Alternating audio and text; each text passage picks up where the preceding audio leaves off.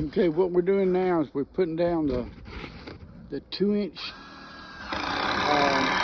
strip in between the log, and here's where we're putting down the polybutyl tape.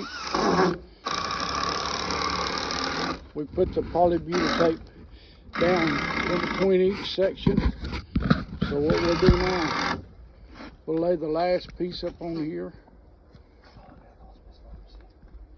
and that should be right. There it goes. And LT will drill them down.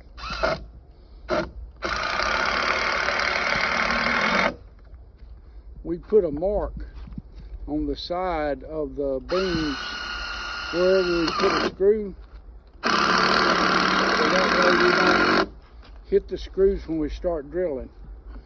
So anyway, that's kind of the procedure of doing this.